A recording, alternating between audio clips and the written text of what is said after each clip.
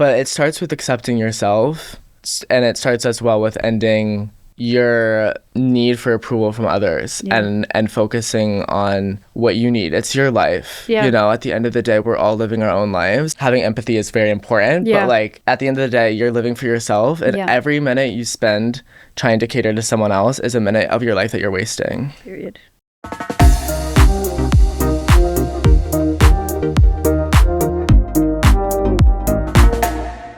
Hi, how are you? Good. How are you? I'm so happy that you're here right now. We were just talking before all the cameras started that this is like the perfect little reunion. I feel like I haven't seen you. Well, I see you at the gym all the time. Yes. Right. But we actually met at an acting class. Which is so crazy because I feel like in acting class, it's hard to like really talk and meet people. Yeah. And then like I saw you at the Nosferatu premiere and I was like, oh my God, it's them. And it felt like our first time actually being able to like socially interact and like meet. And I was just so excited to see you guys. Well, it's funny when you go into acting class, I feel like you're going into the class like playing a role because we go straight into in character, and so it was kind of interesting having that be the start of our friendship because we weren't actually playing ourselves in a way. So it was interesting when we met at the Nosferatu premiere later. We were like, oh, this is who we really are. Well, tell me about where you're from originally, and then when did you come out to Los Angeles? I'm from Virginia. Okay. I moved to Los Angeles when I was 16, actually. Wow. It's kind of an interesting story. So like I was doing like theater growing up my whole life, and I always wanted to be an actor. Like I just always knew. And then I started doing social media. I started with like YouTube and Instagram, and then I was dealing with some problems at home with like coming out and stuff. Not even coming out, but like that, you know. Yeah, of course. And my sister had moved here. We were like besties growing up. She moved here at 18, so I just lost her like the year before. Lost her. But you know, and then she just kind of randomly, you're doing social media, you want to be an actor, like why don't you come, and like you're struggling at home, like why don't you come live with me? And I was like, well, yeah.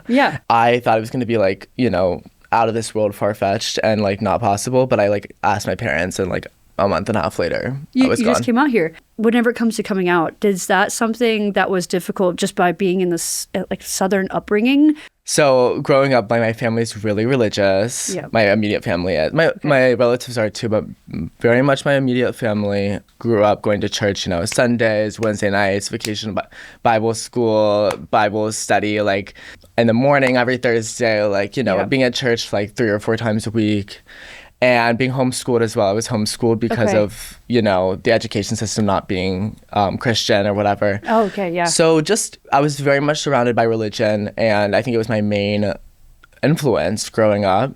I wasn't allowed to like listen to secular music. I wasn't allowed to watch most secular shows. I was watching Harry Potter. You were you allowed to watch that? No, because we weren't either. I wasn't allowed. It was really? witchcraft. Yeah, that's always the one. It's always Harry Potter. Harry Potter. I was like, witchcraft. it's really wholesome. Well, it's the first 3 movies were wholesome. Yeah, but then after that, it got a little dark. But and I eventually was allowed to, and it was like I was allowed to like at a sleepover, like because it was like the movie that was being watched. But most of the time, when I'd have sleepovers, my parents would make the parents call them and pre-approve any movies we were watching. Like as they got older, and I have a lot of siblings. I have 4 siblings. Yeah. So like they kind of eased up, you know, through each kid. But the second oldest, so like up until I was maybe 12 or 13, it was really, really strict. Right. Like I was watching PBS Kids, and all my friends were watching iCarly. Wow, okay. I say this because a lot of my friends were the same because they were all from like church functions, but like I did theater as well. So some of my theater friends were like watching iCarly, Hannah Montana, asking me about it, and I'd be like, I'm not allowed to watch that. It is interesting though, because that is content that they're absorbing that's very different to you. And so I guess that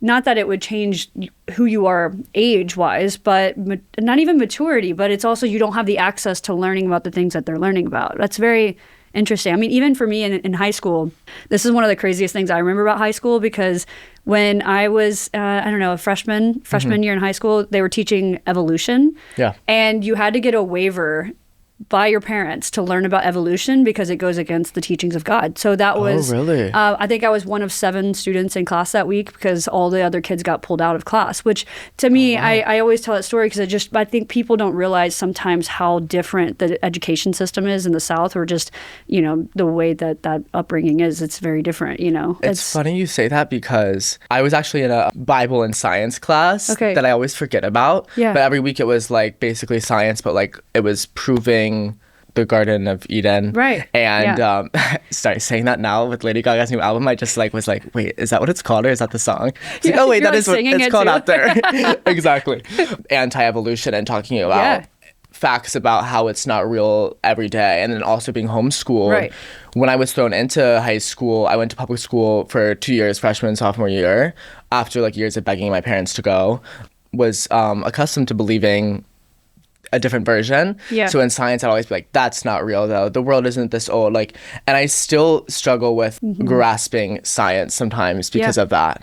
Well, I mean, it was taught to you very early on. I remember for me, I started learning in a different way, and I started picking up on things that I was like, oh, I don't know if I agree with this, or I don't agree that you should use these teachings in the Bible to put other people down, or whatever that might be. And I don't know if that was a similar experience that you had, but I started to realize that some people, and this is not all parts of Christianity or religion, but some people were using it as a tool to let their hate kind of show. And for me, I was like, oh, I don't like that. I really like the idea of spirituality, and then, you know, there being a bigger purpose to everything. But I was like, that was always very hard for me to grasp. And I was very young when I started to question everything. And my mom's like, whoa, you know, what's going on here? But I think that it's just very fascinating how the South is so different. And I would imagine that there was also, in Virginia, is there a lack of diversity as well, or? Well, I grew up in a very suburbia to like countryside. My family moved. Okay. So then we were like in the middle of nowhere. And I would say my high school was really big. Okay. And so because it had like 1,500 kids in it, it was pretty diverse. Okay.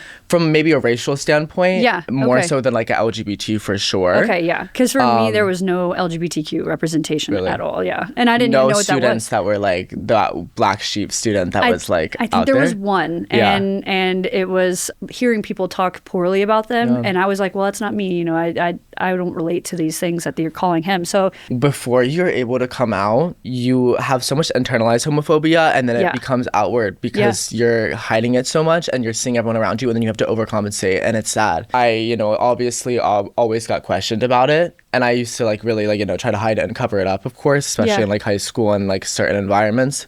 There definitely were like a couple of LGBT students that were out, and I probably avoided them at all costs, Well, it's also in a way, it's almost a projection of your own image, right? Or something that you... Exactly. Yeah, it's a projection and a protection of like my social status at school and just like my friends and like everything.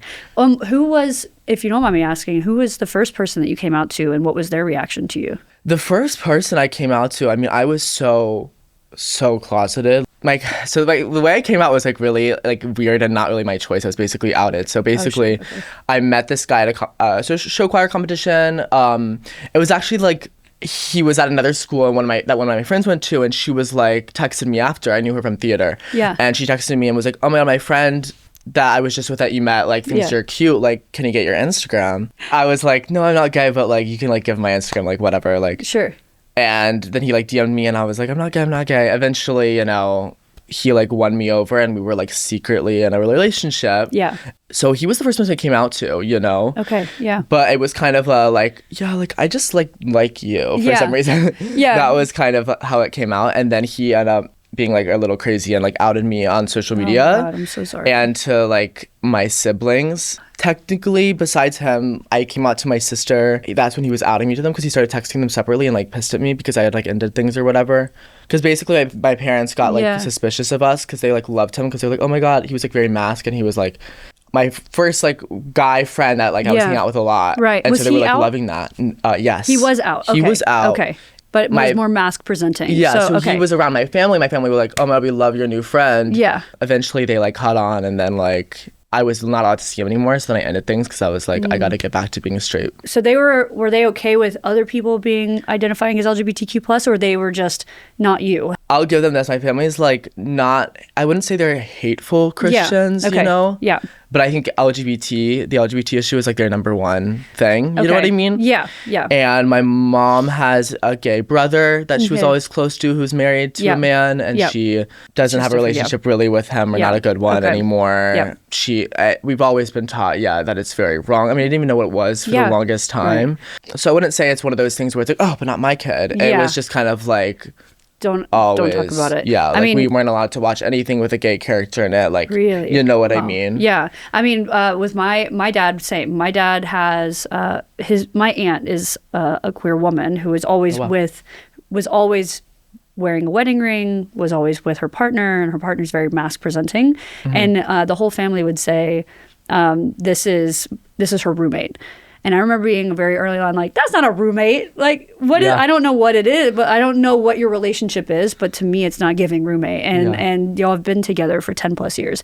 As I became older and started to recognize what identifying as LGBTQ plus was, I then held a lot of, and this is just myself, I held a lot of resentment towards my family for making them be silent. And I was always like, that's not going to be me. If I ever do come out, I want to make sure that I'm proud about it. And I want people around me that feel proud about it. That's something about the South where it's like maybe people were tolerant, but it was still, the acceptance part of it was still a little bit further to go. Yeah. Now they're out, but it's different. It was when I was growing up. It's different. I think it's great that you were able to kind of see that and see that that was wrong, because I think it's so sad. Like, I can't imagine going to, a family reunion type of function and having to not hold hands with your, significant other and have to like hide that. You started dating your first partner after you had moved to Los Angeles. Is that correct? So no, this boy the one that like, blew up and was like, I got outed because of was I'm so sorry about that, by the way. That's crazy. I mean, it's just difficult because it's not their story to tell, So that's difficult. It was really rough at the time, and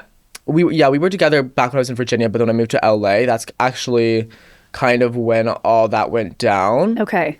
You're like, well, at least I'm on the other side of the country. Exactly. And I think as I was out here in LA, and being at like social media type things and like just meeting like gay creators or just gay people, I slowly but surely was starting to like accept it and feel comfortable in a way that I never experienced in Virginia. Okay. To the point where I actually moved here for a little bit, and then I moved back to Virginia for like 9 months and moved back. Okay. When I went back to Virginia, I felt like I was back in the closet. Like I moved back because I was under 18. I didn't have my driver's license. I couldn't afford to pay rent. Like, I didn't have anything going on really. Right. So in fact, I got 2 jobs to save up to move out here. Right. I continued doing social media, all the things. And I remember at those jobs during my training sessions and all that, it was all like other high schoolish ages, like, because I was like 17, 18 during this time. Went back into the closet. I didn't come out to them until like later on and working there. And at one job, I didn't ever like come out at all. I didn't know. I was going back in Virginia, my experience here, the people I met, like the things I've heard. Yeah. Especially being in the closet, you hear things that people say about the other gay people. Yeah. Because they think it's like a trusting situation. And it's like, crazy. So now you think that of me then, right? And I was same. I mean, I moved to San Francisco, and that was what some of the first people I met. They were like, "You're a lesbian, aren't you?" I was like, "Oh, no, I'm not." Well, how dare you say that? I'm a girl, I'm just a girl. I love men. They were like, "No, you don't." And I was like, "Okay, maybe I don't." And that was the first time in California that people were like, "Don't worry, you'll come under my wing and I'll make you the biggest lesbian that's possible." I was like, I don't know if that's a good thing now that I look back on it, but it was interesting now being around people who were accepting. And then I went back to Tennessee, and my friends back in Tennessee were, a lot of the backlash and the criticism I got, you don't deserve the right to get married, your love doesn't count, it doesn't exist. And that was very hard for me to understand. And it was one of the last times I was back in Tennessee, because for me, I was like, why would I be somewhere I don't feel fully belong? Why would I be somewhere that people don't want to be around me for truly being myself? And I would imagine it's similar, right? You had to go back into the closet a little bit. Yeah. Now there's a lot more representation. I mean, I came out 10 years ago. Wow. And at the time there was none. There was no movies, television, books, music, anything. Now the gays are taking over. I'm convinced they're everywhere, which is great, but it's still hard. I mean, it's still hard for so many people. And then that's also, I always I applaud you for coming out at that time. I always, I guess, proud of like the older generation. Yeah. Not that you're the older generation, but in general, my uncles, for example, them coming out at the time that they did. Yeah. Like, I'm always like, wow, the bravery that took compared to and we still have so many hardships and improvement to do, of course, in today's world. Absolutely, but the bravery that it took at that time is it's really admirable, and I just can't imagine. No, I mean, and same to you. I feel like everybody is going through their hardships in different waves, and regardless of if there's being representation or not, maybe that does still help, but it doesn't help in every single circumstance. So, and especially with the layer of being outed, I feel like that is just another level of confusion as well, because then you have to force yourself to go through this journey that you might not be ready for. But I mean, thank you for sharing that. Whenever it comes to your spiritual journey, is that still something that you are looking inward on, or? Yeah, this is definitely a tough one for me. I think with my background and my experience, it's a touchy subject, and it's hard for me to really go there sometimes. It gets dark. Yeah. I think just looking at my siblings, we all got raised similarly. And I think of everyone, maybe not of everyone, but I really clung to it when I was in it, religion. I wouldn't say I was the most religious kid ever, but I think the moral standpoint really got me there. Right. So it's really hard to come to terms with being gay and accepting that faith, because there are a lot of, gay Christians. And I think that's awesome. And I think, I don't know what that looks like for me. Yeah.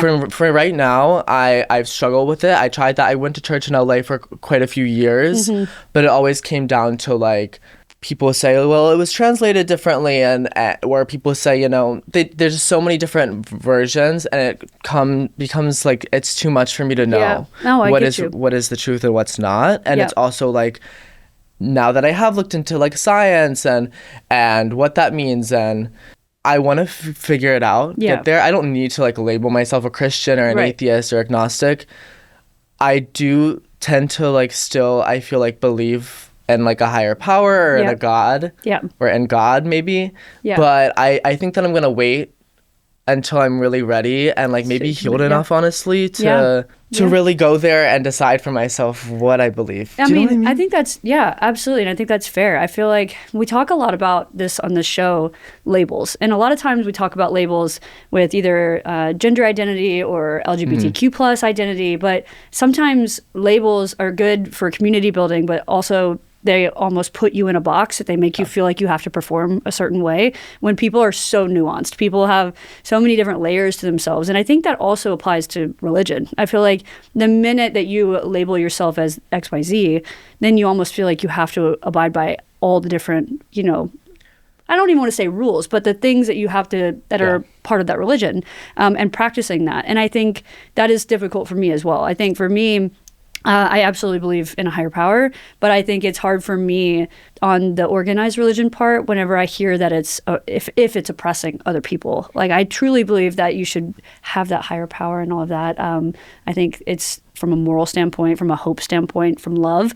But I think whenever I start to see it being used or weaponized, I'm like, oh, and I think it's interesting how these days I feel like I see myself getting triggered by it more than what I did even a couple of years ago. But I don't know if that's just me unpacking my own self-discovery journey, or it's just interesting. It might be that. It might be just also the time that we're in, of course, as well. It's just, it's a hard time. And I think it has the world thinking. Yeah, no, it does. And it's interesting too, because when I came out, it was one thing. But now with the state of where we're all in, it almost feels like I'm coming out again, and people have changed their views on a lot of things, which is very fascinating. Is that something that you've experienced? As a white gay male, I do think that my experience has definitely been and will be easier than most other people in the LGBTQ plus community.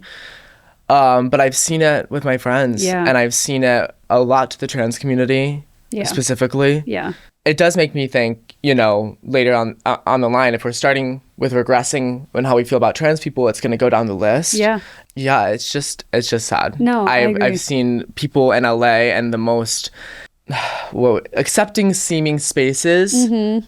Yeah. I've seen transphobic altercations happen. Yeah. And because people are comfortable. Yeah. It's people are oh wait, now we can speak up and go back to the way we think, or say what we're really thinking, because we kind of won. Yeah. And I don't like it. No, I agree with you 100%. I agree with you. And it's also interesting because it's almost like the easier way out to go back to that, where it's easier to say the negative things that people think about one another than it is to do the inward work and be like, what is about that person that's triggering me? What do I feel like? I read this self-help book the other day. I love it. I don't know. I don't know what's wrong with me, where I'm always like, I need a self-help book. I love it. I feel like I'm leveling up my avatar or something. Yeah. But I read one the other day, and it was talking about how when we get triggered from other people, or when something about someone else annoys us, it's actually something that we don't like about ourselves, which I thought was really interesting. It's like a mirroring effect, where if someone does something annoying, I'm like, why is it annoying to me? Is it because I don't want people to perceive me that way? Which I think that's very interesting. Kind of goes back to what your coming out journey was, like not wanting to necessarily associate yourself with the other LGBTQ people in school because you don't want people to think that's you, right? Which I don't know. I think we all do that, and I think it's totally harder agree. to at all levels of like society. Like I think that sometimes for me, sometimes I can get triggered even just being a creator and being on social media and seeing someone be like super confident or like super cringy or doing something, and I'll be like kind of judgy on the way they did that. I'm like, wait a minute, they're just like being themselves and going for it, and something that like maybe scares me to do sometimes. No, absolutely. So I think that's really true. What about, let's say someone's listening in and they're on their own self-discovery journey, whatever that might look like for them, and maybe they're going through a really hard time right now. What's a piece of advice, just any advice that you would give to them? Don't rush it. Let yourself develop and grow how you need to on your own time.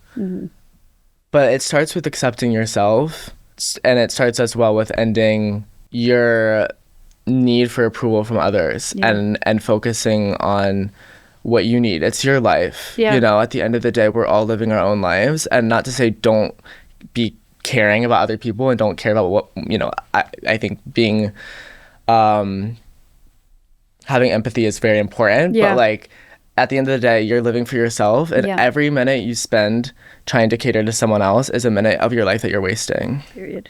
That's so true.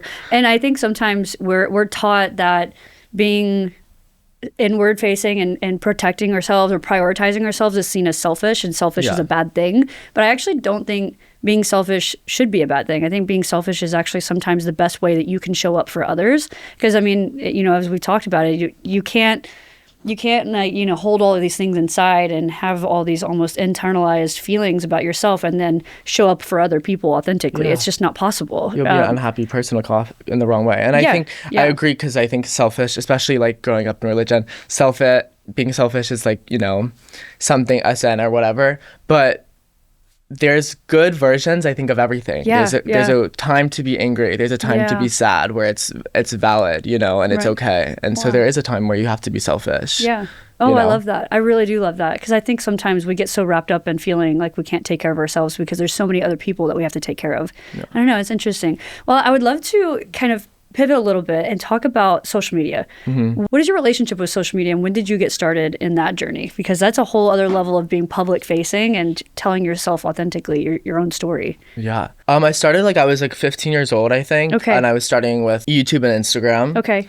And then later a little bit of Musical.ly. Remember that? Yes. Wow. That's crazy. Because now that's what the original TikTok, right? Yeah. That's wild. It's crazy. I was actually in LA when for their TikTok launch party, when they switched it over, the name, and everyone was like, this is so weird, not gonna happen. And it did take a minute, but a year and a half later, I mean, now it's TikTok. Yeah. But back to your question, it's so funny actually to look back, because they're still on my YouTube, just because it's fun and funny and whatever, but it'll be how tips for dating, how to get girls, and I did these skits with my friend in high school where she was playing my girlfriend, and we were doing first date skits. And it's funny because to watch myself do content before and then transition to doing content after I came out, it's just such a weird version of myself. That's fascinating. I guess that is true. So you would have started your content journey before you came out.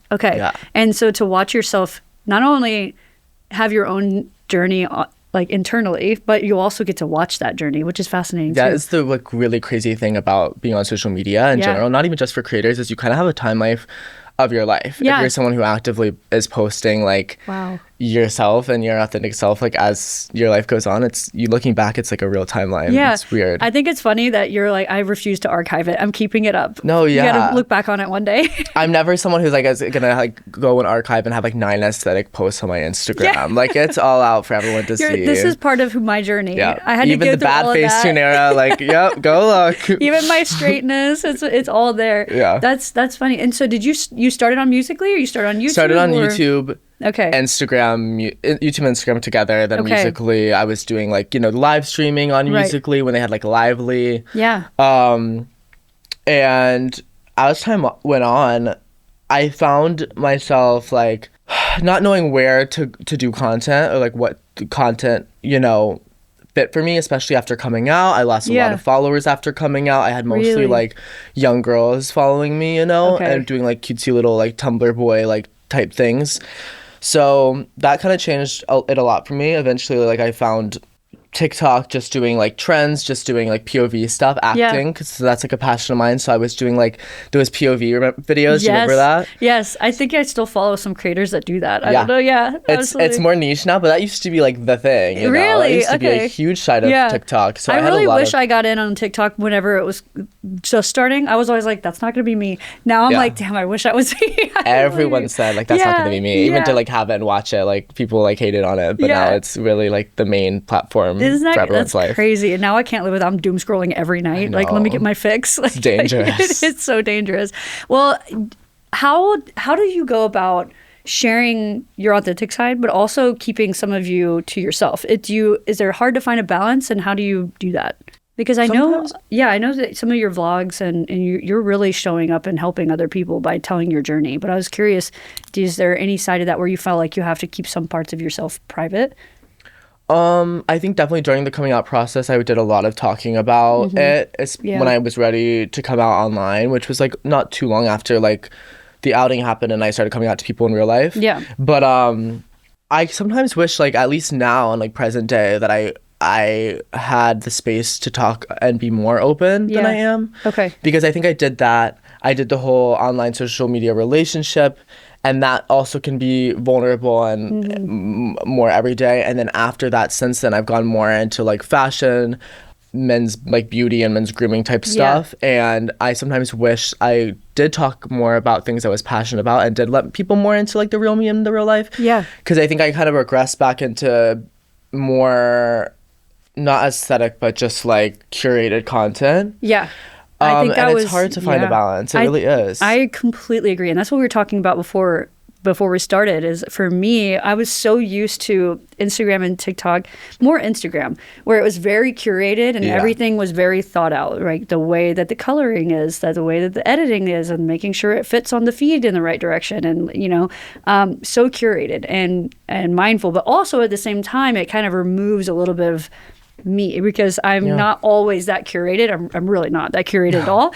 So I think doing, this podcast or, just doing things that are more talking forward, I think that was something so out of my comfort zone, because even when I film my own videos, I mess up so many times. I have to do it over and over. And then I'm like, I don't want to look at this teleprompter anymore, But I think that's what you're saying as well. It's kind of finding that balance between being overly curated and also being overly authentic. But I think that's what I like about TikTok, though, is it's really whatever you want. Yeah. And the weirder, the better, which I'm here for. That is the good thing. I want to start doing that more. That's why I was really excited when you asked me to be honest, because I do love having these conversations that I think are important to have, especially with a platform. Yeah. And I sometimes find it's more so myself just being like, no one wants to hear what I have to say. No one like...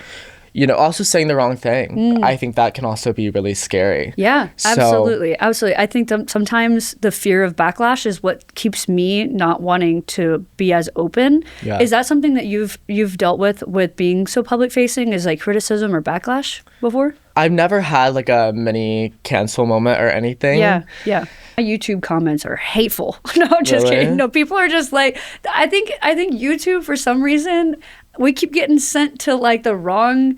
I hate when the algorithm does that. Wait, but people they are roasting me to filth, where I'm like, damn, I never realized that my legs are like chicken legs, and now I'm like, oh my god, they really are. But no, they say things that you really have to think about, and then obviously you have to check yourself out of it. But some people can really roast you good. That's the sad thing. I hate that. I hate people who get so comfortable with saying whatever they want, and especially the biggest thing is always commenting on people's bodies on social media, and it's just... Always. It's sad. And I'm like, you don't have a profile picture, you have no posts up, no nothing, right? Yeah, it's always their burner account. Always. They have a real account. Yeah. And this is just what they use to go on and hate. It's really sad. It is. But so have you ever had experience with, I guess, hate or backlash online before? And how do you navigate that? So...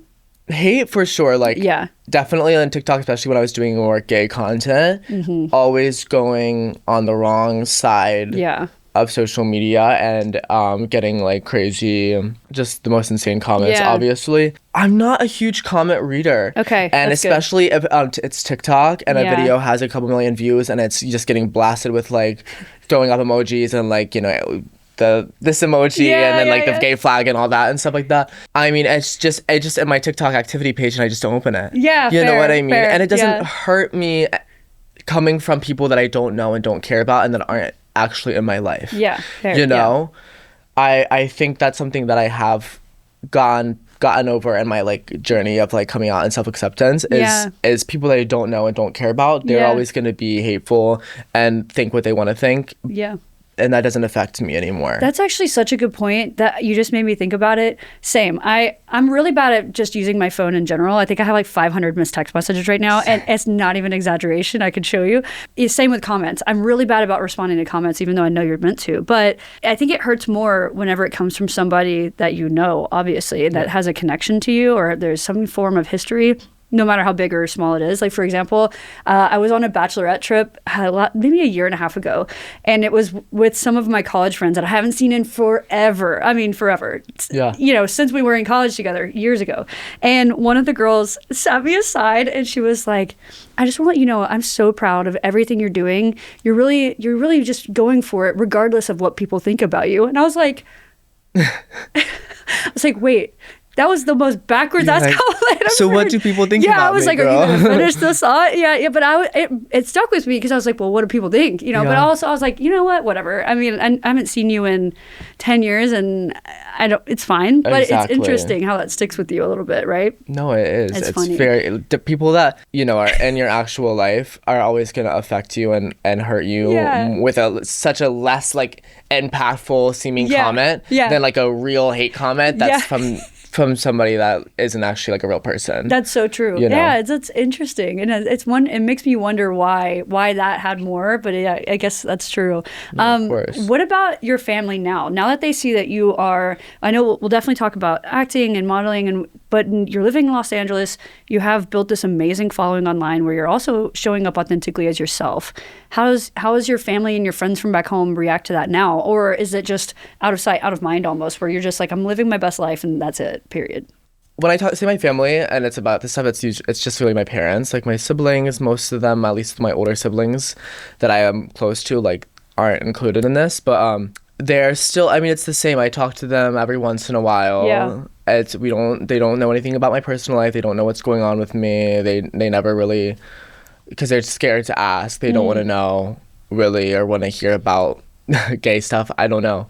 They don't really know too much about my social media. They never really have like watched my videos. I think they might follow me. Maybe they don't. I know my little siblings, they don't think are allowed to follow me, which I find fun and funny. You're like Harry Potter. Exactly, right? Witchcraft. But yeah, they're supportive of my acting career. Okay. Whatever that means. They're like, I guess, accept it. And they allowed me to, you know, move out here in the first place, which I know they regret, but it's something I'm thankful for every day. Yeah. But there's definitely not been any real progress on the LGBT thing, which sucks. Like, I've had talks with them, and I just don't see them much, but usually just every Christmas. And I have tried to have talks with them, but I'm at a point where I'm protecting my inner peace and my progress as a person, that I think those conversations are too much and will make me like regress. So we've talked about it, and I kind of told them, like, basically I give them 100%. When I go home, I don't talk about anything about my personal life. I didn't talk about my ex-boyfriend when I had a boyfriend. Like, they don't know anything. And then we're like watching shows as a family, and they like for The Voice, for example, and they do those little stories, and they'll be like, you know, I came out, my family will immediately grab the remote and fast forward the person's story. Like, they're very, and I told them, I was like, you know, I'm at 100% meeting you at you guys are at where you're at. Yeah. And now we need to meet 50-50. Yeah. And I need to be able to be okay to tell a story at the dinner table that involves my sexuality or me being gay or my boyfriend or whatever. And I need to be able to like recommend us to watch a movie that has a gay character in it and not be like shaking at the thought of like recommending this movie that has literally like a gay character with one line. You know what I mean? Right. And it was a hard conversation, but it ended up being good, but I honestly haven't seen them since. That was not this past Christmas, but the Christmas before that. I didn't see them this past Christmas. Yeah. We call every once in a while, and yeah. Interesting. It's too like I had that conversation with them, but like to put it in effect, it's really hard for me still. Yeah. Well, I'm really I just have to say I think it's really important and really brave that you even have that conversation, because I wouldn't say it's necessarily confronting, but it is in a way, right? And confronting doesn't have to be an aggressive thing at all, but like you were saying, hey, this is affecting me, whatever that means to you, and not only emotionally but mentally, and it's also something that you carry with you even after you leave, but also just allowing them the opportunity to realize that it does have an effect on you. And I don't know, I think, did you feel a sense of peace afterwards, just being able to get that off your chest at least? I mean, I know you haven't seen it in a full effect, but did it at least help a little? I think so. Like, I think what it really was it was to open up the door for us to have a real relationship again. Yeah. Because I feel like I really lost my relationship as soon as I moved out. Right. I mean, as soon as honestly the gay stuff happened, and then I moved out 3 months later. So it's never exactly out of here. Our relationship has not been the same since with either my parents, and I think sometimes when they call me, my mom will be like, oh, and like, are you okay? Like, because like this is also the timing of my breakup, kind of. She would say like, oh, are you okay on the breakup? I think once maybe since she has asked me if I'm dating. Yeah. But that scares me, so I'll just be like, no. And I wasn't, but I was just like, no, not really, but. So she'll like throw in, I know she doesn't want to know, but I know that it makes her feel better, like that to ask, and that she's doing kind of what we talked about, and so I accept it. But I'm not really, they haven't made me feel comfortable to be myself. So it's just gonna take more time. And I think that's why, and I don't know if you feel this way too, I mean, I do a lot of LGBTQ plus activism, and I think for me, that's why representation is so important, not only for LGBTQ plus people to see themselves represented, but also the people who are connected to them. It's one thing for us as queer people to be in queer spaces talking about queer things. It's another thing for us as queer people to be in spaces where not a single person is queer and talking about those things, and no one can relate, no one cares to relate, and everyone silences that. I think that immediately makes you feel a sense of shame, possibly, I would imagine. But I think that the minute, because it's going to get eventually hard for them to skip over every line, because now all movies have at least one queer role for the most part. Music is everywhere now, even in The Voice, they have stories. I mean, people are being represented from all walks of life now, including LGBTQ plus people.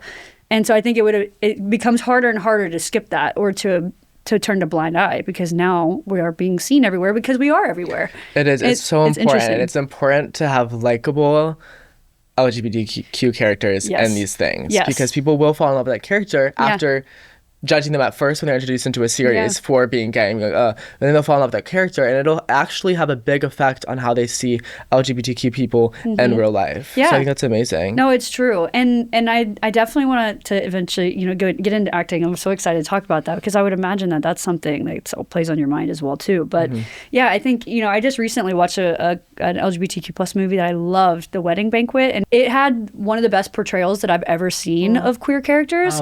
And it was so wholesome and so amazing. And it's like, I think the problem with a lot of media is sometimes they show all queer characters from the lens of trauma, which of course we're all a little traumatized. Like, don't get me wrong, but that's not all we are. We also have so much joy. We also show up authentically more than a lot of people do, I think. And so, I don't know. I do think representation is so important in that, which is also why I think it's really great that you're an actor and a model and doing everything. Well, before we get into that, I want to ask you, where did your love for fashion and modeling and acting, where did that come from?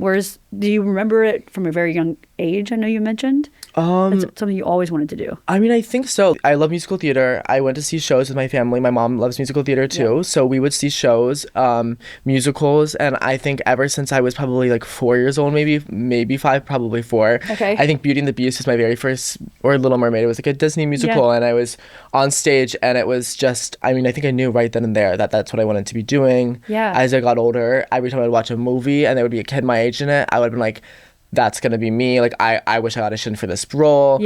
And then doing theater as I got older on stage, like I just never felt more like at home than like being on stage. And for fashion, like I loved costumes. That was like one of my favorite parts, was the costumes. I just loved seeing fashion, and like pop culture and on TV, which I didn't see a lot of, honestly, but like, you know, some wholesome movies. And then, and I loved art, I loved drawing. So I loved like drawing clothes and like when I would draw my characters and like what they were wearing was always important. And then I think just self-expression as I got like throughout my whole life. I mean, I remember I would always go to my acting class and I would had an obsession with polos and I was like 10 years old and I was like, I would never be seen in a t-shirt. I would wear a little polo every single day. And I don't think I was, you know, breaking the fashion industry with that one, but like it was just, I've always loved it. I don't know. They've kind of disappeared a minute. I know, it's kind of funny. I'm like not a polo person at all, but like you're like, I was actually going to wear a polo today. almost. That's funny. But yeah, so always. Where did what was your journey like before you came out? Did you express yourself with the way you dressed differently then versus now? What was your kind of evolution of fashion? Because I think also the South fashion is very different than LA. Definitely. So. I think like it was definitely like, I definitely didn't want to give away that I was gay, of course. I kept that in mind. But also I do think sometimes my fashion would have been what gave it away, you know, because I would try to, you know, especially in high school, boys aren't like caring about what they're wearing. So for me, even just like curating like a normal look was like seemed like a little out of place or a little weird. Okay, but then eventually, like as I went to like high school, then like matching my like gym socks and my gym shoes, and I would be like a very like athletic look to try to pass as straight. Yeah. I would have it so color coordinated to the T, you know, because I was like still wanting to like blend in, but like express my fashion side. Wait, okay. So I think it took until like actually coming out and then maybe like the last like 3-4 years to like really just wear whatever I want, you know? Yeah. Oh, that's so interesting. For me, fashion has been all over the board. When I was younger, I was definitely a tomboy. I was like ponytail, probably a polo, oversized everything. Polo twins. Yeah. And I used to, actually, I do have a picture I should show you with my polo. I need to see. And I would have put a towel over my shoulder. I was like one of the boys. I played basketball, soccer, all the things. And then I went to middle school and all the girls were like, you're never going to get a boyfriend like this. You have to wear makeup. You have to put on heels. I was in a high school sorority and it was for like 7 days. And I was like, I can't do this. They told me I had to put on lipstick and I was like, I can't. They told you you had to? Yeah, they're like, you have to wear it. It's part of the sorority. Yeah, I was like, not me being 13 and being hazed with lipstick. Didn't work out, to say the least. But I was confused because I was like, this doesn't feel like me. But I wanted to fit in. So, okay, I guess I'll dress like this. But I still played sports even dressing like that. Then when I moved to San Francisco and my guy friends were like, you're going to be the biggest lesbian, right? They started making me dress like a super masculine lesbian, which was also not fitting to me because I was like, wait. So I feel like it was so confusing for me because I was like, I don't know what I like. I don't like shopping in the women's section. I love shopping in the men's, but I also didn't fit me. So now when everything's baggy, I was like, this is my perfect era. Like, this is my era. This is my era. Your time in fashion. Everyone's wearing baggy clothes. It's the oversized, the better. And that's what we were talking about before with skinny jeans. I was like, please, God forbid, don't let those come back. Because I don't want so scared of that. No, I can't. I don't want my calf muscles to show. Oh, I was obsessed with when they were in. I was obsessed. I could see you being a skinny jean lover. I'm not gonna lie. Like, I hope that's not offensive. I had to. No, I mean, I it was the time, and I would try to find the skinniest ones I could find. Always. You're like pushing it in, like just try. Pulling them up. Oh my goodness. Did you ever do like the star? Like I'm a star. Like whenever you try to pull your jeans up, you have to yeah. To get both legs set. Oh, for sure. That's hilarious. All the tips and tricks to get them. Yeah. Well, it's funny because now when I go back to Tennessee, I do dress down, I guess, compared to how I do in LA. And people are still like, you're so bougie. You're so bougie. I'm like, I'm not, though. This is actually me dressing down for Los Angeles. Funny. And is your family still in Tennessee? Yeah, all of them are still in Tennessee. And they wear like pajamas to the restaurant. Yeah. Do you know what I mean? So anything I wear, this is considered high fashion for them. I'm like, I'm chill right now, you know? How is your relationship with them? Like, are they accepting of you now? Or? It's hard because I think with the current state of the world, it's one of those things where a lot of what I used to think was accepting is now what I'm realizing I'm having to come out again because I'm realizing it was always just tolerance. And it was similar to what you said before where they would not ask me about my relationships. They would say to my one sister, how's your boyfriend? Good, okay. To my other sister, how's your boyfriend? They would skip over me and they'd go to the next one, to the cousins. And I would always be like, well, I have a girlfriend, you know, like, and I would always just like shell up. now I'm seeing a lot of hate when it comes to the LGBTQ community. And I'm like, oh, so was this always there? You know, the Facebook posts and the messages they're sending my sisters about being anti the trans community or non-binary people. And I'm just like, wow, this must have always been there. You were never accepted. You were just tolerant, which is, it's been hard to unpack over the last like 6 or 7 months. Is kind of revisiting all those things that I thought have been gone. But I don't know. It's just interesting time that we live in. It's okay. I think that's also why I think I always want to remind myself that we're very lucky to be living in Los Angeles, where the community is so vibrant here, and that there are still people in the South that don't have that, you know. And I don't know. I think that's why I love this idea of this podcast, is reminding people that there are other of us like them out there, like from the South, and have dealt with all of these things. I don't know. It's an interesting time right now. When it comes to the viewers or the listeners, if they're looking to start to express themselves more, maybe they're trying different clothes, or maybe they want to show up different in their fashion, what would be a practice that they could put into place to kind of step into their comfort zone a little bit more? You can start slow. Mm-hmm.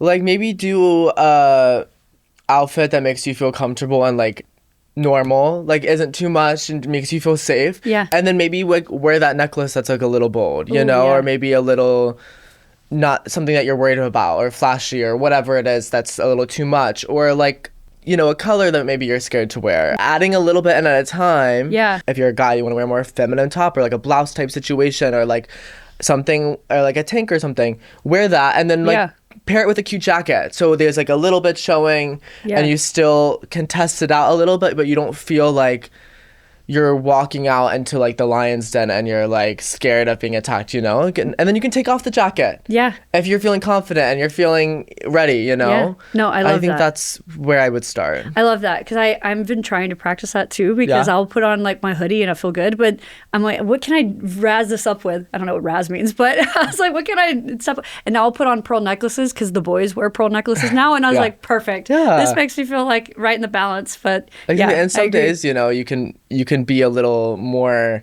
feel a little more safe, or feel a little more of your masculine energy, and then some days you can experiment and feel a little more feminine. It doesn't have to be the same every day, you know? I love that. No, period. I want to talk about acting. Yeah. I know you've had this love for acting. You were in musical theater, which I love. I'm definitely starting now to go to more musical theater, and I love it. It's just amazing. What have you seen? I saw The Lion King. I saw Anne Juliet. I don't know if you've seen that. I haven't seen that one yet. Amazing. It's in New York City. You should definitely check that one out. Amazing. But there's been some smaller ones that I've been to in New York City, and so we met in acting school, which is really cool. I love that. And I remember when I saw you were so in your element, and I was like, I think the first time we met, we read to each other, right? It was. Oh my God. I think we read to each other. Were you my reader? I think so. Yes. That was the first time we met. What scene was that? I wish I knew. We were. Oh my goodness. There was a detective scene, or something along those lines, of a detective and somebody was getting interviewed or something. And I love those scenes. I love doing those scenes. I'm like, and then if you're in, I'm like, wait, no, I didn't do it. I love that. Wait, that's so funny. Yeah. That's a whole new memory you just like unlocked for me. I remembered it, because I remember being very impressed with you. And because I had only been doing acting classes for 2 months at the time, and it was so new to me. I think when I first signed up for acting, I really thought it was teaching yourself to cry on command. I didn't realize that you were really putting yourself, who you really are, everything you've been through, into the character. I think that is one of the most fascinating things about acting, because it's actually way more, I don't know, it is way more to it than just pretending. Yeah, it's crazy, and it makes it more of a like art that's like self-expressive, because it is so much of you. Yeah. And I agree. I think a lot of people think that you're like playing a character, which you can do. Yeah. And there are times where that it is for that, but that character is still like a part of you. Yeah. That's why I love the very, like, at least maybe it might not be real famous, but it's actor famous, the quote by Meryl Streep where she's like, you know, every character, she finds the character in herself first, and then brings that side of her out for it. Yeah. And yeah, it's, you have to really be in touch with yourself, with your emotions, the way you react to things, and also like let go of all that. Yeah. And really be like present to act. Yeah. And like feel it as it's hitting you and as it's coming on in the moment with like your scene partner. It's a whole crazy world. Yeah, it is. It's fascinating. It felt like a form of therapy that I had never experienced before, because we weren't going in there to learn how to cry. We went in there and he was like, tell me about your childhood trauma. And I was like, what? I don't talk about this with anyone. I barely even feel confident talking to a therapist about it. But I'm like, okay, let me do it. Sat in a class of, there's like 20 of us, right? And in my first round, we just all cried together and everything. It was really beautiful. But then we were able to go on screen and really bring that out, which was, I didn't even know I could do that. It was crazy. But I think we can all do that. And I think that's why now I'm an advocate for acting classes, regardless if that's something you want to pursue. It's really interesting to learn how you can, I don't want to say manipulate because that sounds bad, but control your emotions, which is fascinating. Exactly. Oh my God, I don't know. But what is something that what type of acting do you really enjoy? If there is a certain type of role, a certain type of practicing, what is your go-to style with acting? For me, I've always seen myself as like a more dramatic actor. Like I've always wanted to do more like serious like characters and like projects, and I've always been like scared of comedy. I've always felt like, oh, I'm like not funny, or like, I don't know how to like be funny or whatnot. But I think lately, like after being in class, I realized I can be funny, and I think part of it was me. It was internalized homophobia a little bit because I didn't feel like I could like be like that eccentric gay or like let that part out of myself, but being that person and like letting that part of myself out during like specific scenes when it's right for it is where I can channel my comedy, so I think I love it all now. I mean, right now I just want to act and something. So like I still have love for like serious pieces and dramas and stuff that has a great message. Like that's still like what I want to do for sure. But I also have a love for comedy, even just watching. I don't think I used to growing up, like I didn't love like comedy movies or shows as much, but now I do. Oh, that's great. Sometimes, like, just a little recommendation, like if you haven't seen Search Party, I love Search Party. It's one of my favorite comedies. Okay, I'm gonna have to watch that. I'll add that to my list. It's a great actor one, actually. Oh, really? Do you feel like when you watch movies and TV now, are you kind of seeing yourself as the actor? Are you like dissecting each scene? Oh yeah. How has it changed the way you watch movies? I feel like watching movies is learning. It's like school. It's like research. It's education. It's a research project. Yeah, and I'm always taking notes, especially if it's like whenever I go and try to watch like the Oscar-nominated movies of this season, I'm like, well, this is nominated for an Oscar. Let's see what, or like the actor was or whatever, and I'm like, let's see what this is about. And I'll take from it, and I'll like try to use it, but also at the same time, how I approach something might be different because you have to be yourself. But definitely, I'm always like, not only like fascinated and like intrigued by like how actors performed and like what brought them to their performance, like to give that performance, but also how can I use that? So definitely, I think something also that I love about our classes that we take is there's probably like 20 of us in there, but every single person acts different because every single person is different, and every person has different experiences and history and trauma, whatever that might be. And so whenever you're watching, because we have a script, we learn the script, we go straight inside, we read to each other on screen, and then we all watch it back together. And it's fascinating to watch how it's the same script, but every single person does it differently, which I think is really cool. And it also kind of goes to how casting is too, right? Because the casting is, every single story is different for per person. I don't know. It's just really cool if you think about it. I can't imagine being a casting director and seeing. It's so cool. It's one of my favorite parts of class. It's like watching everyone back. And seeing what everyone did differently, and it just making the character different. Especially because we're all doing the same role typically, and the role might be like a woman who's like 35 years old, but like we're all different. So like seeing how each different actor like, and how they act it and who they are changes the scene entirely. It's so fun. It's so interesting. It's so cool. How do you feel about, there's always a controversy around, straight people playing queer roles or queer people playing straight roles? I love this question. Okay, good. I would love to hear your thoughts on that. What's your opinion? I do think that anyone can play anyone, as a like blanket statement.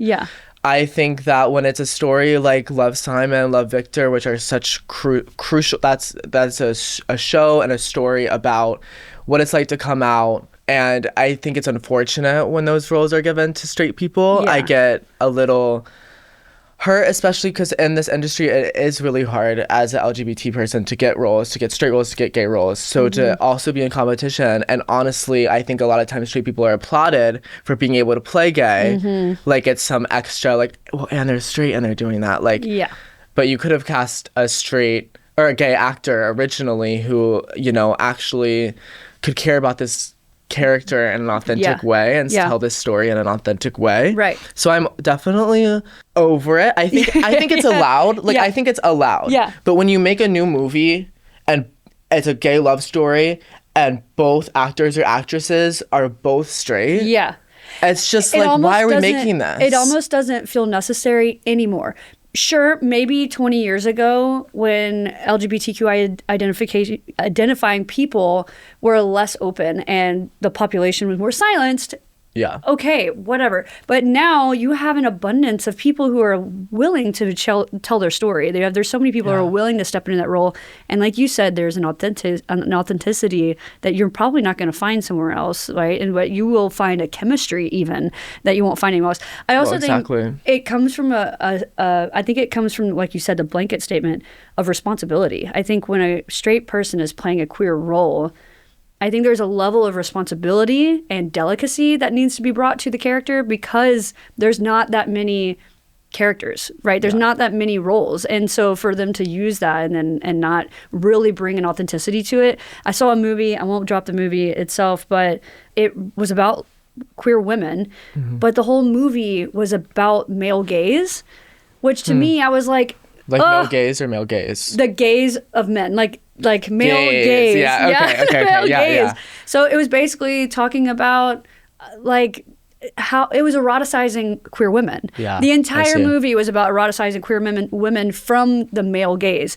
And to me, I was like, are you serious? We barely ever have movies that are about queer women. And on top of that, you're going to do it from a sense of eroticizing them. Yeah. And I was just like, God, you know, and I just think that there's a responsibility that needs to be taken onto that. I'm not saying that every queer role needs to be to a queer person, but... Yeah, exactly. Because I think, like, for example, like, and I love Knives Out and Glass Onion, you know those? Yeah. And Daniel Craig is, like, the detective in them. Yeah. And he's, like, gay, but that's not the storyline. Yeah. Like, it starts off and he's, like, you know, with his partner in his flat or whatever, and then like the story starts, and that's not, the story isn't about what it is to be queer and like any of that. So I don't even know if I think Daniel Craig is straight, I don't know.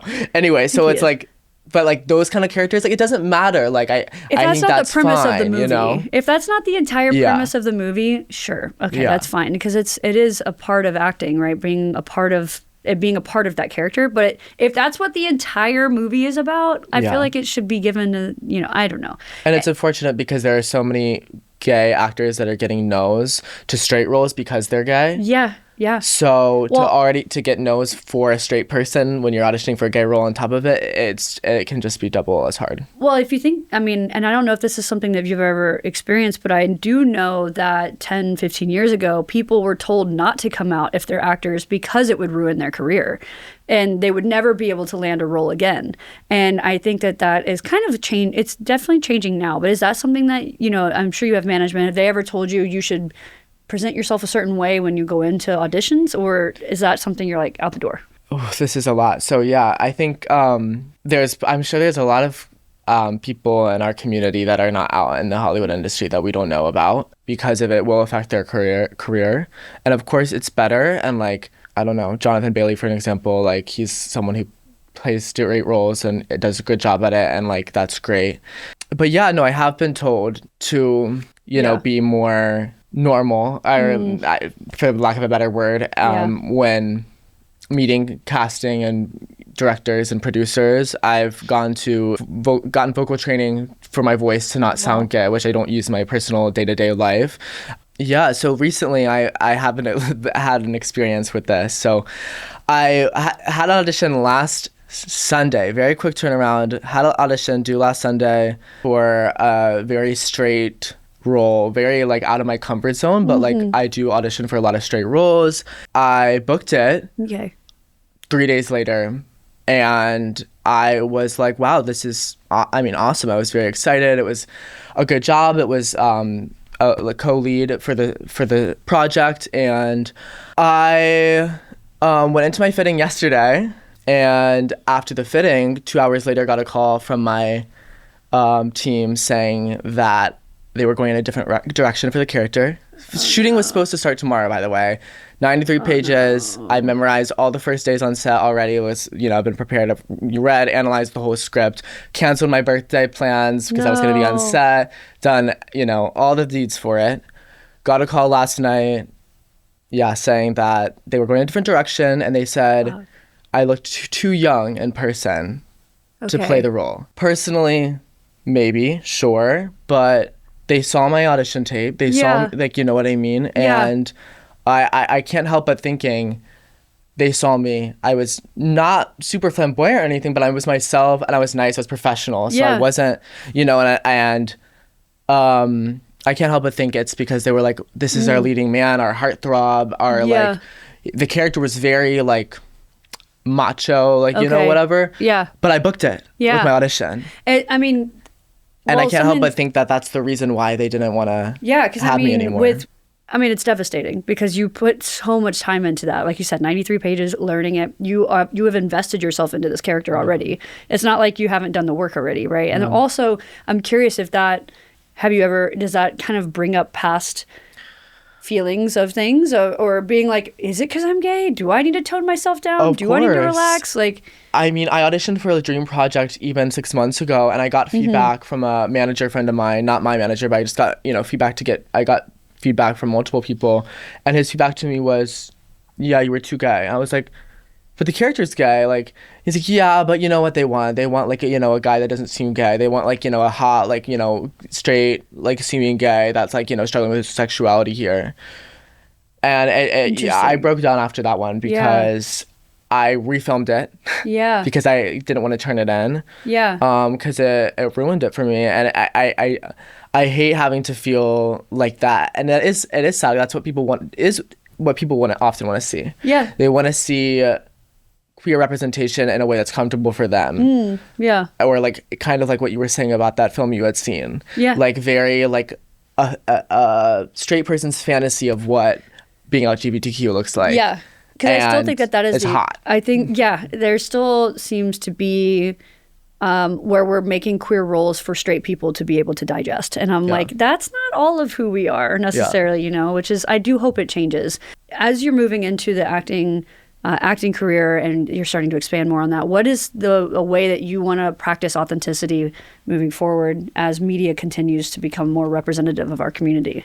I think it's like accepting myself that I'm enough, and when there's a role that is for me being me in it is going to be what books me the role, and kind of letting go of some of those things. Like sometimes I wish like I hadn't refilmed that tape and sent in my true authentic representation of that character. I think it's like letting go. And obviously I'm going to act straight and do my whole straight thing for a straight audition, but like letting go and being okay with my feminine side and all that in these tapes, and making that maybe what makes it stand out or makes it fun. Yeah.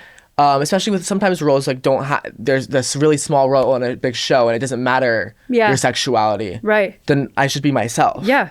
And kind of allowing myself to not think, but they probably want him to be like, this. Right. I should just like be myself and do what Matt's version of the character is. I love that. Do you have any projects or things that you're working on next that you're really excited about? Almost. I almost did. No, I was like, it's sad because I was like, I'm going to be able to talk about this because, I was going to be on set all week. So, I'm just going to get back out there. That's what this industry is. It's full of rejection, and sometimes it's not wrapped up in a pretty little bow, and sometimes it's comes in a way you don't expect it, but you have to just get back out there and keep going. Like that role wasn't for me, and there's going to be one that comes my way, and when it is, I'm going to be so excited about it, and this is not even going to be something I'm going to look back on and have to cry about. I truly think that it will lead you to the role of your dreams. I really think that. And I think that is this had to happen in order for the role of all the authenticity that you were just talking about, and you showing up truly as yourself without having to second guess yourself. That is what's happening right now. It's just hard to see it, right? And I think by the time, hopefully, in next year, hopefully something happens, we're going to look back at this and be like, I told you so, or vice versa to each other. I'm excited. Same for you. Well, I have a few, to wrap everything up, I have a few funsy questions, really random, because we just got deep. We just got, well, I'm sweating. I'm like, no. Some funsy questions. Okay. Is there a sound or a word that gives you the ick? Like, what is it? I have two for these, or one for each of these. So the sound is like people like porcelain plates and like a fork and a knife. Like really? cutting things and like you're not like it starts like it gets chills. Too crazy that I'll like smack the knife out of your hand. Like I can't. It's so bad.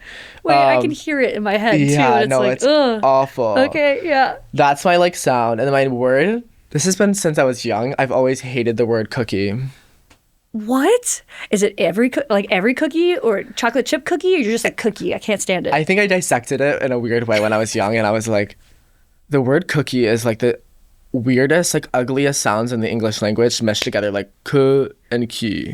Like it's just cookie. If you think about it, but it's like, who created that word? Exactly. Someone out there in the history of time was like cookie. Like I just thought it was fucking weird. It's giving caveman if you really think about it. It really is. Cookie. But like it, like if you say it in a sentence or like it's like, you know, happening, like I'm not like, it's not like moist where everyone's like, I don't really care. But it's just like, I just dissected that word and I was like, and ever since then, I'm like, that's the word. Ugly word. That's the word. Like, what's wrong with it? Moist is like a given. Everybody hates it. I think everyone hates that word because everyone else hates that word. But it's like, kind of fun. No. Because it's one of those things that's like, once you point it out, it's like, I think that's what I also what it think is it's the one. Innuendo. You know what I mean? Everyone's like moist, and what does that mean? And like, you know, like sexualize it, all that. But that's okay. I think like a sound. I think hearing people chew really gets to me. Like when you hear them going, yeah, I'm like, oh no, make it stop. Like if I can hear that over everything else, you're chewing too loud. And then once you hear it, it's like that's all you can hear. That's all I can hear. And then I can't enjoy my own food because I can just hear you enjoying yours. The slurping and everything. Yeah, if you're like on FaceTime with someone with their AirPods in, and it's like picking up their chewing like inside their mouth. It's like, what's happening? I'm dead. Awesome. Well, okay. And what's your word? Moist.